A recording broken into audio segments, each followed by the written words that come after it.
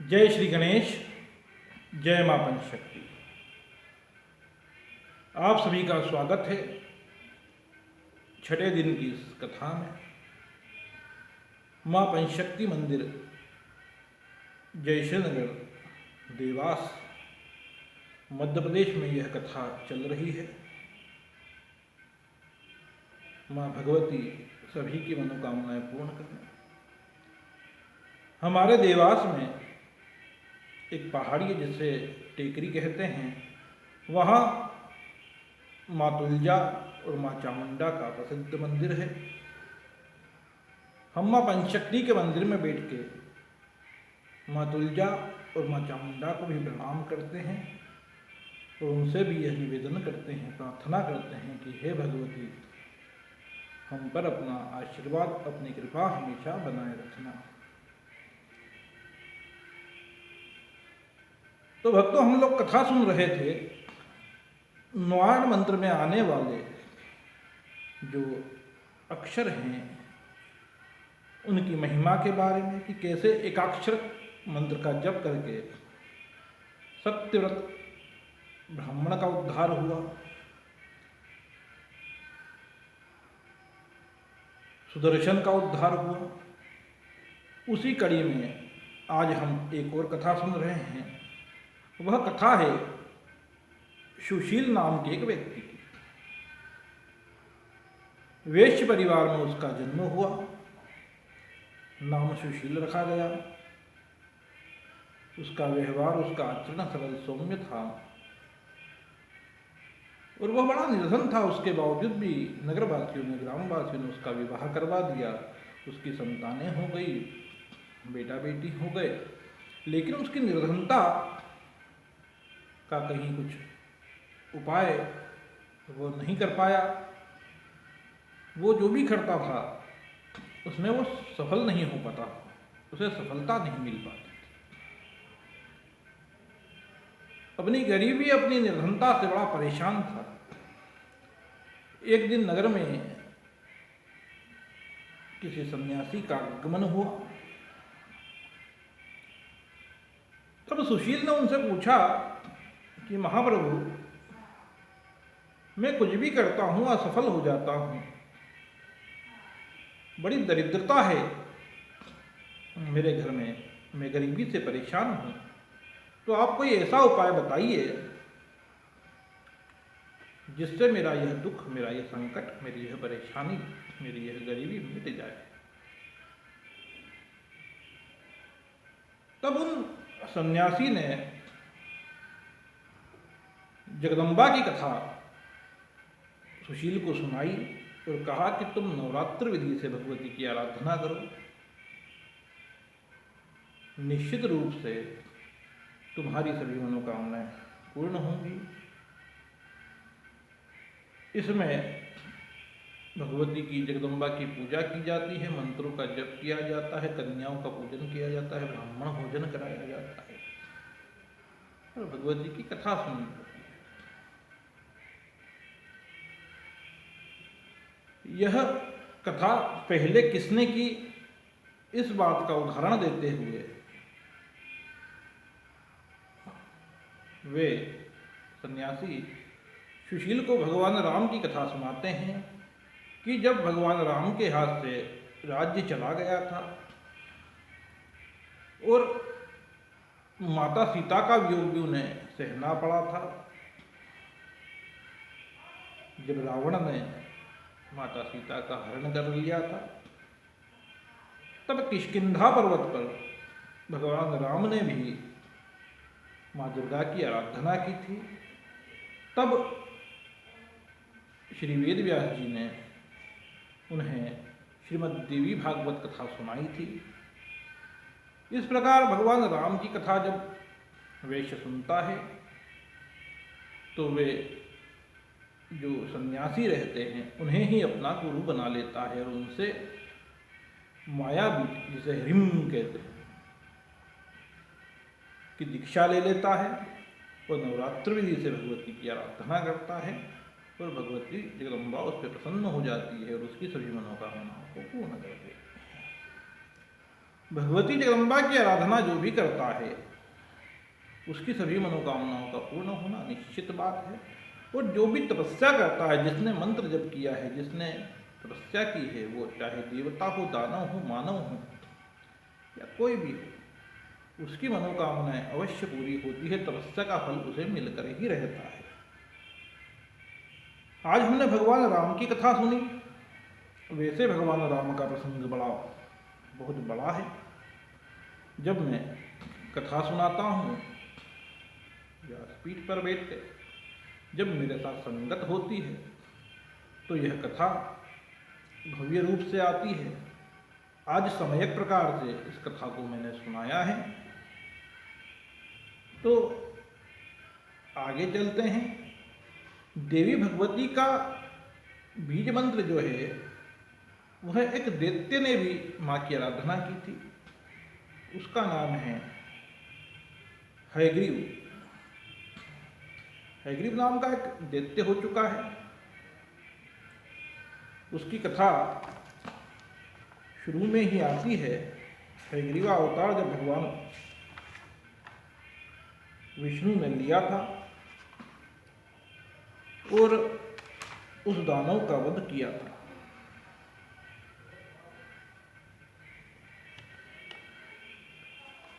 तो उस दानव ने भगवती का ही जप किया था। भगवती ने ही उसे वरदान दिया था। वह भगवती से मांग रहा था कि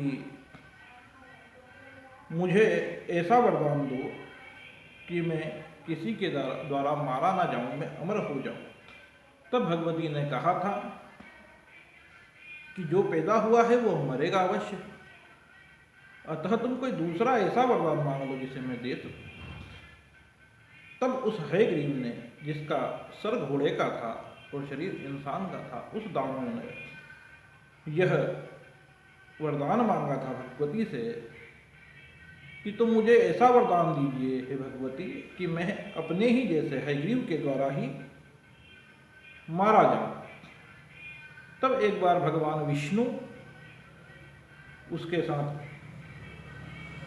तकरीबन 8-10 हजार साल तक युद्ध लड़ते रहे, लेकिन जीत नहीं पाए। तो वे बैकुंठ में आकर के अपने धनुष के सहारे सर रखकर बैठ गए और उन्हें नींद आ गई। तब उस दैत्य से सताए हुए देवता लोग भी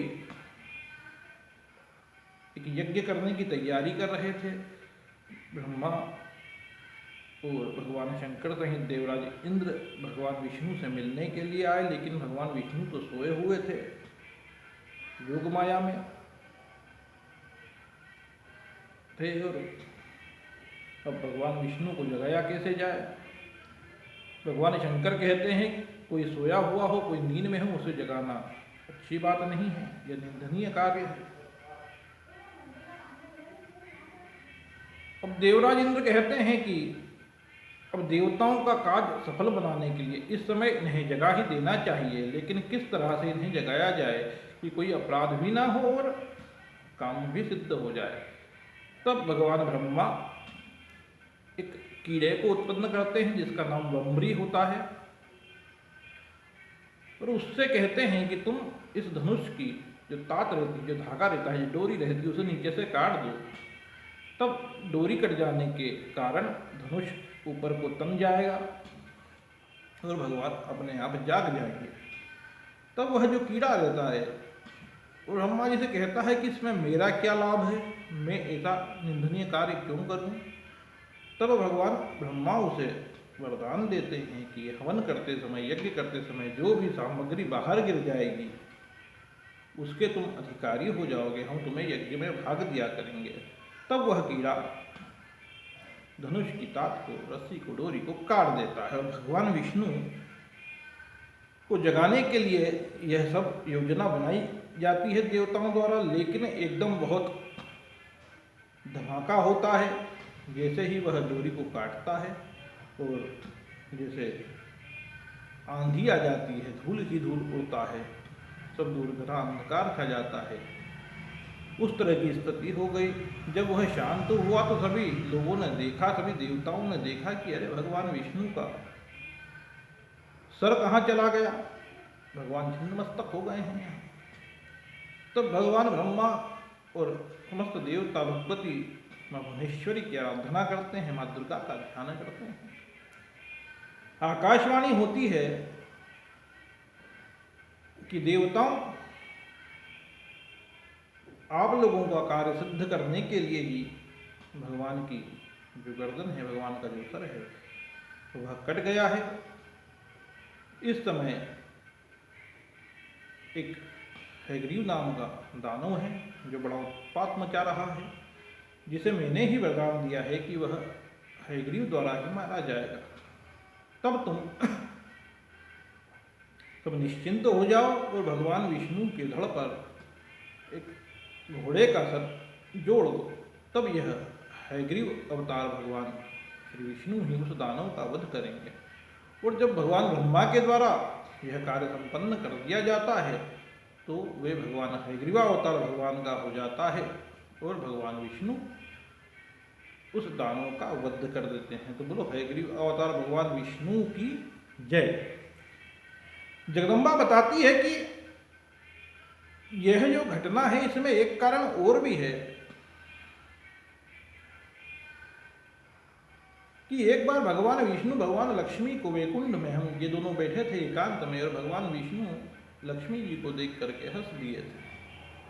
अचानक किसी का हंसना, बात लक्ष्मी जी को समझ में नहीं आई कि हो ना हो भगवान की नजरों में मेरा मुख कुरूप सिद्ध हो गया है, इसीलिए शायद आज भगवान मुझे देखकर हंस दिए हैं।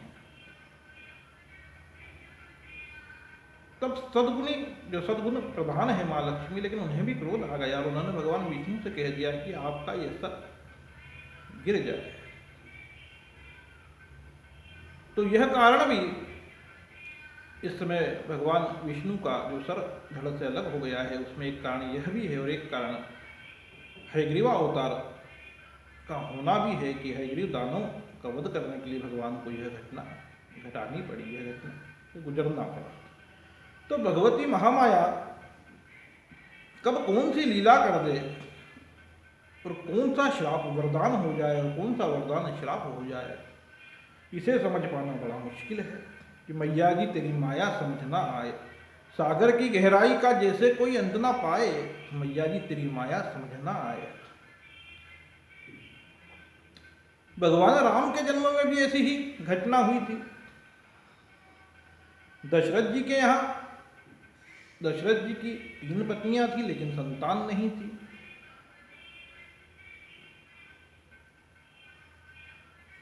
दशरथ जी जंगल में शिकार खेल रहे थे, कथा आप सब लोगों को पता ही है। तब एक शब्द भेदी बाण उन्होंने चलाया था, क्योंकि पानी पीने की उन्हें आवाज आई थी कि कोई जानवर, कोई हिरण या कोई प्राणी पानी पी रहा है। तब शब्द भेदी बाण दशरथ जी ने चलाया था और श्रवण कुमार को वह तीर जाके लगा था। श्रवण कुमार के माता पिता ने प्राण त्यागते समय दशरथ जी को यह श्राप दिया था कि जिस प्रकार हमारी पुत्र वियोग में मृत्यु हो रही है वैसे ही तुम्हारी मृत्यु भी पुत्र वियोग में ही होगी। उस समय तक दशरथ जी के यहाँ कोई संतान नहीं। तो यह जो श्राप था यह भी दशरथ जी के लिए वरदान ही साबित हुआ, जिससे दशरथ जी के यहाँ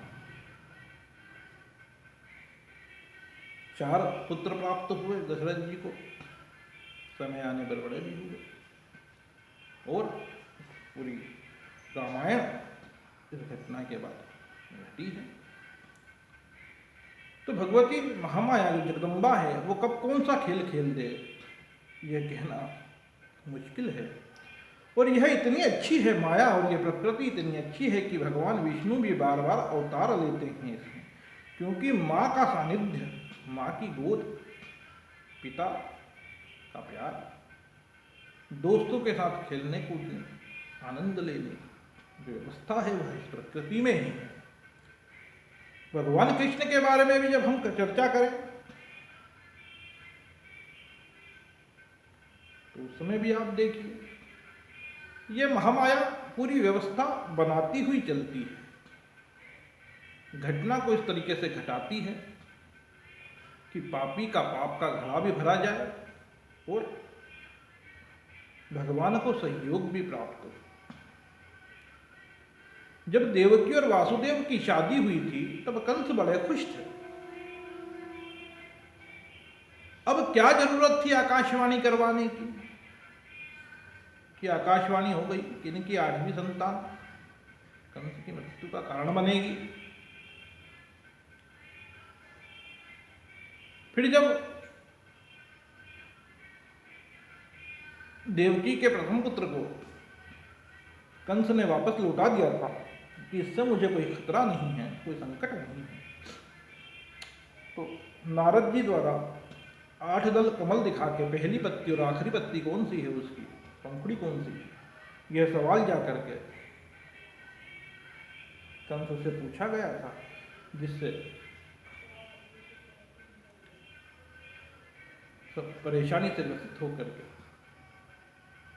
उसे टेंशन आ गया, समस्या आ गई, परेशानी आ गई, चिंता में पड़ गया था कंस और देवकी और वासुदेव को कारागार में डाल दिया था। यह कथा श्रीमद् देवी भागवत में आती है। मैंने पहले या दूसरे दिन जब कथा सुनाई थी कि समंतक मणि की, कि भगवान कृष्ण और जामवंत का जब युद्ध हुआ था, वो देवऋषि नारद जी ने कथा सुनाई थी श्रीमद् देवी भागवत की माता देवकी और वासुदेव जी को। तब वासुदेव जी ने भी कहा था, वह कथा मैं आज यहाँ सुना रहा हूँ। जिसने उस दिन की या पहले दिन से जो कथा सुनता हुआ नहीं आ रहा है, जिसने वीडियो नहीं देखे हैं, उन सभी से मेरा निवेदन है कि कृपया वे सभी वीडियो भी वे जरूर देखें। तो वासुदेव जी स्वयं सुनाते हैं कि जब हम कंस के कारावास में थे और कोई रास्ता नहीं सूझ रहा था, कंस ने हमारे 6 पुत्रों को मार दिया था, तब हमने गर्ग जी को याद किया था। गर्ग जी हमारे कुल गुरु हैं। तब गर्ग जी ने कहा था कि आप श्रीमद् देवी भागवत का श्रवण करें, नवाहापरायण करें नवरात्र विधि से, तो आपकी संतान जीवित भी रहेगी और भगवती का आशीर्वाद भी आपको मिलेगा। तब श्री कृष्ण के पिता वासुदेव जी ने गर्ग ऋषि से कहा था कि इस कारावास में हमसे यह घटना और यह जो पूरा पुराण है, यह सुनना और इसका पारायण करना बड़ा मुश्किल है, असंभव है। तो आप ही ऐसी कृपा करिए कि आप हमारे लिए, हमारे उद्धार के लिए यह कार्य करने की कृपा कीजिए। आप हमारे कुलगुरु हैं। तब श्री गर्ग ऋषि ने विंध्याचल पर्वत पे जाकर के भगवती की आराधना की थी। आराधना जब भगवती की थी तो वहाँ आकाशवाणी हुई थी कि तुम, गर्ग जी से भगवती ने कहा था कि आप निश्चिंत होइए, अब देवकी को जो पुत्र होंगे वह सुरक्षित रहेंगे। उनका एक पुत्र माता रोहिणी के गर्भ में भगवती ने पहुंचा दिया था, और जो 8वां पुत्र था वो जब हुआ था तो कारागार के ताले खुल गए थे। जितने भी सैनिक थे, वहाँ के रक्षक थे जो सुरक्षा में लगे हुए थे, उन्हें नींद आ गई थी, बेड़ियाँ खुल गई थी, और वासुदेव जी भगवान कृष्ण को लेकर गोकुल चले गए थे। ये सब भगवती ने पहले ही बता दिया था गर्ग ऋषि को कि आप ऐसा ऐसा करना। उसी के अनुसार गर्ग ऋषि ने वासुदेव जी को वापस कारागार में जाकर के बताया था। वैसी ही घटना घटी, और वहाँ जाकर के माता यशोदा को जो कन्या हुई थी उसे वासुदेव जी ले आए। और जब अगले दिन उस कन्या को मारने के लिए कंस ने जैसे ही उसे उठा के जमीन पर पटकने की कोशिश की, वह कन्या भव्य रूप में भगवती हो गई और आकाश में स्थापित होकर के कहने लगी कि तुम्हारा काल है उसने जन्म ले लिया है। इस प्रकार भगवती कहती हुई विंध्याचल पर्वत पे जाकर बाहर गई थी। विंध्याचल पर्वत पे जाकर भगवती ने अपना धाम बना लिया। तो यह जो जगदम्बा है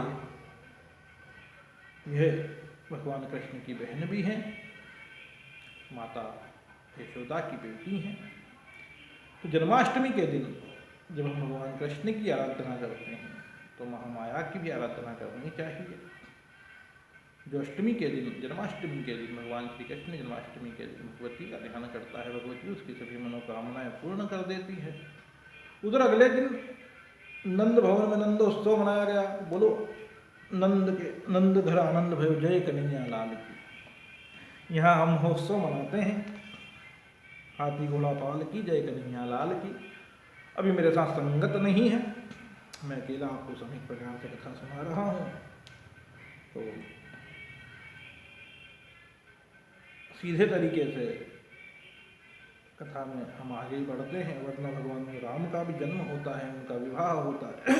भगवान कृष्ण की जो नंदोत्सव मनता है वह हम यहाँ मनाते हैं श्रीमद्देवी भागवत में भी। और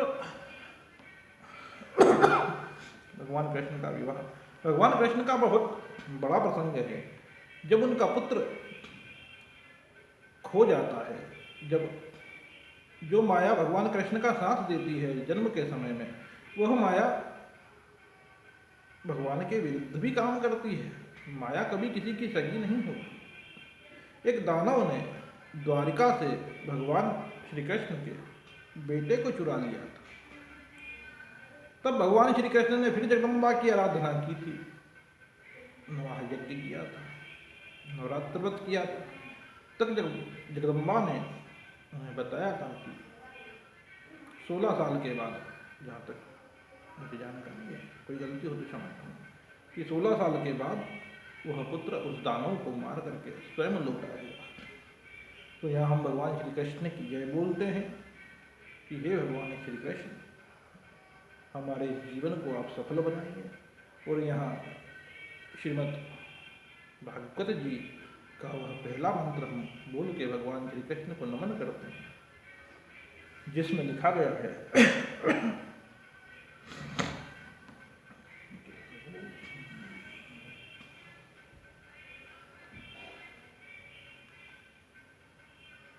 सच्चिदानंद रूपाय विश्वोत्पत्त्यादि हेतुवे तापत्रय विनाशाय श्री कृष्णाय वयम नमः।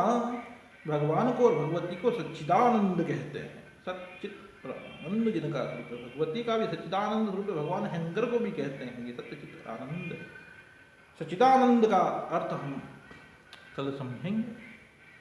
आज हमने भगवान विष्णु की कथाएं सुनी। आज हम अन्य अवतारों पर भी चर्चा करते हैं भगवान विष्णु के। कपिल मुनि के रूप में भी भगवान विष्णु का अवतार हो चुका है। दत्तात्रेय भगवान की कथा भी आपने सुनी होगी। अत्रि ऋषि और माता अनुसुईया के यहाँ दत्तात्रेय भगवान का जन्म हुआ था। वे 3 भाई थे, दुर्वासा ऋषि, दत्तात्रेय और चंद्र का जन्म हुआ था। लीला बहुत अच्छी हुई थी भगवान की। यह भी महोत्सव के रूप में यह कथा भी हम सुनाते हैं उस समय में, कि किस तरह से माता अनुसुईया ने तीनों देवताओं को बच्चे बना दिए थे। इसके बाद वामन अवतार की कथा, कि जब राजा बलि ने तीनों लोकों में अधिकार कर लिया था, तब वामन रूपधारी भगवान विष्णु ने 3 पग जमीन मांगी थी और 2 पग में सब कुछ नाप देने के बाद में तीसरा पैर रखने की जगह नहीं थी। तब बलि ने वह तीसरा पैर खुद के सर पे रखवा लिया था। बोलो वामन भगवान की जय हो। प्रहलाद का प्रसंग श्रीमद् देवी भागवत में आता है। वाराह अवतार जो भगवान का है उसका भी प्रसंग आता है। वह कथा हम कल सुनेंगे। और भगवान विष्णु को अवतार क्यों लेना पड़े थे। एक बार पहले देवताओं दानवों में युद्ध होते रहते थे। तो एक बार देव दानवों में युद्ध हुआ, दानव युद्ध में हार गए।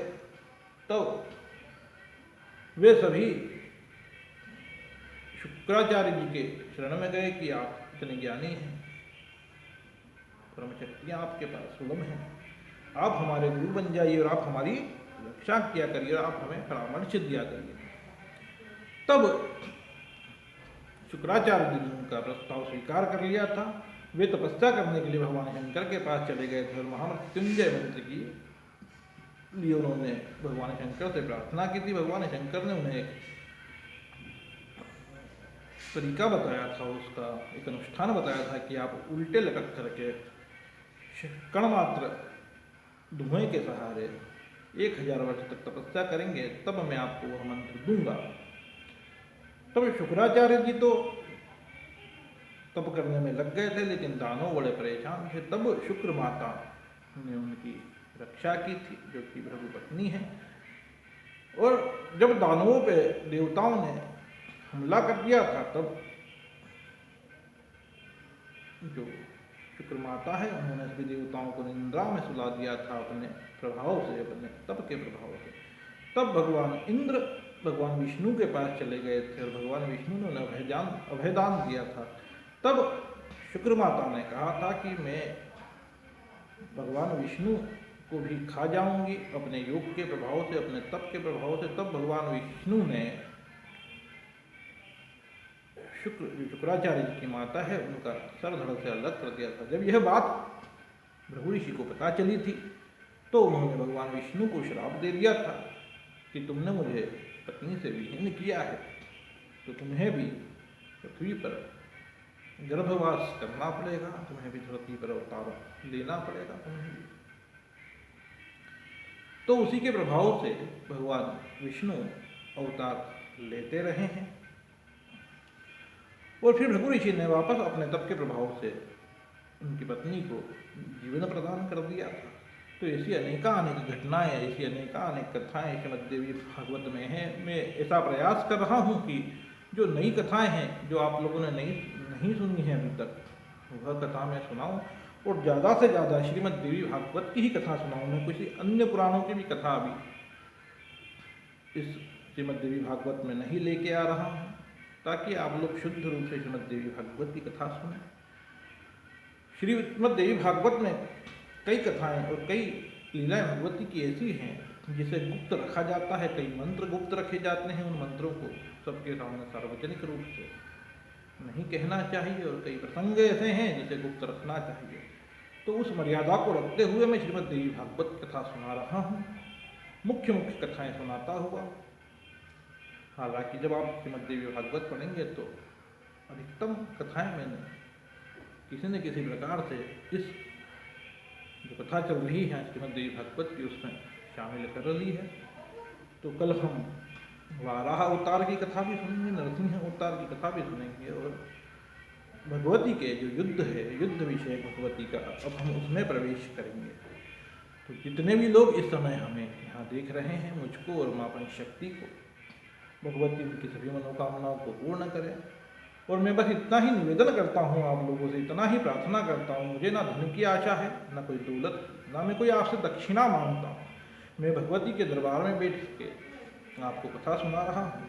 आप दक्षिणा स्वरूप मुझे सब्सक्राइब करें और ज़्यादा से ज़्यादा इस वीडियो को शेयर करें, ताकि यह श्रीमद्देवी भागवत की कथा अन्य लोगों के पास भी जाए और सबका भला हो।